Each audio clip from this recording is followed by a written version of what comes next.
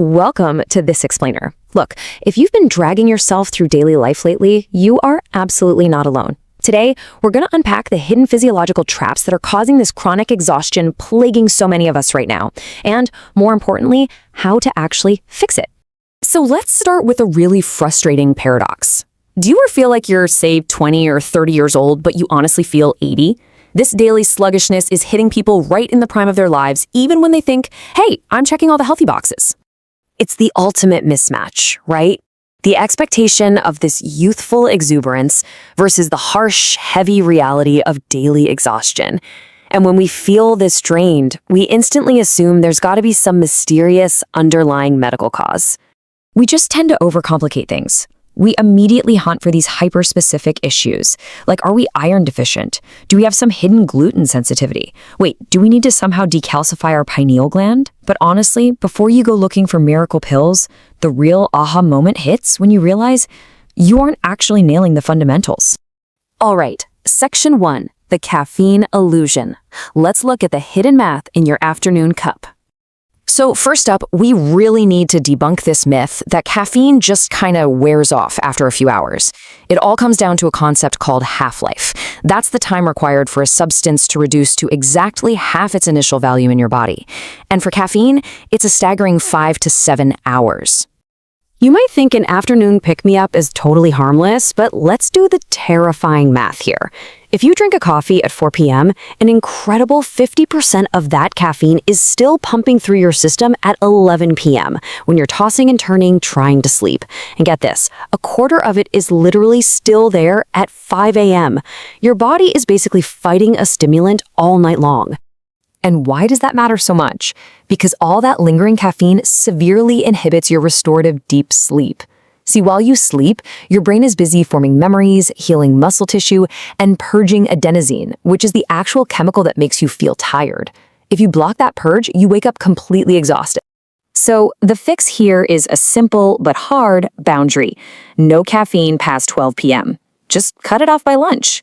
You know, you might experience a bit of a crash initially, for sure, but mathematically speaking, this is the absolutely only way to ensure it's actually cleared from your system by bedtime.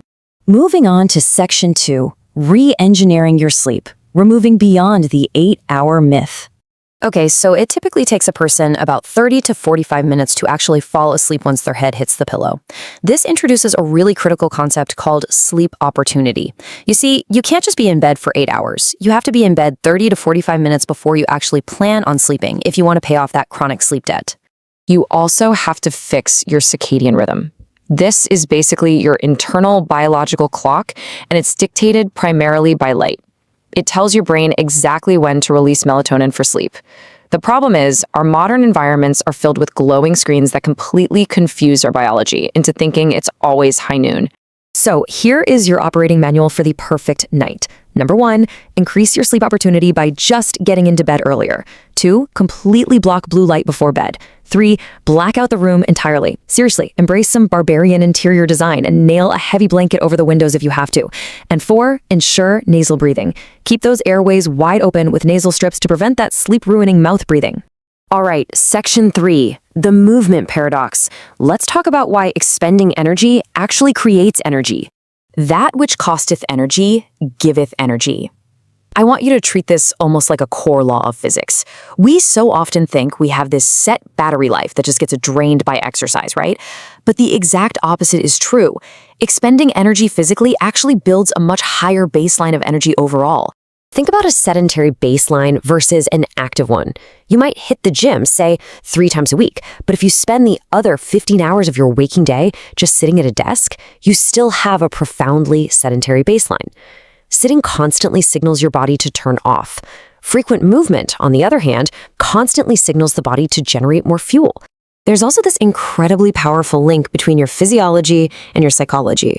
Simply moving around or changing your posture acts as a physical power pose. It literally lowers cortisol, your main stress hormone, and increases testosterone. So changing your physical state translates instantly into psychological confidence and energy. You just absolutely must combat sitting. Take a daily walk outside.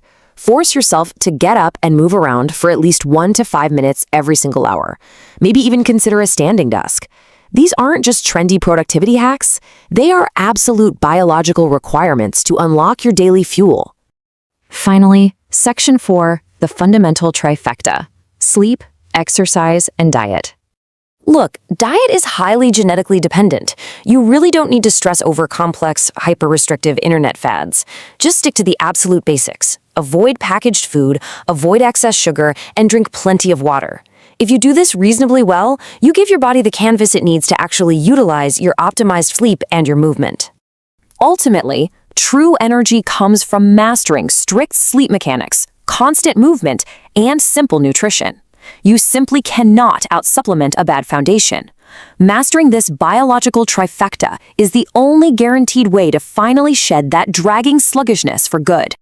Which brings us to our final question for you today.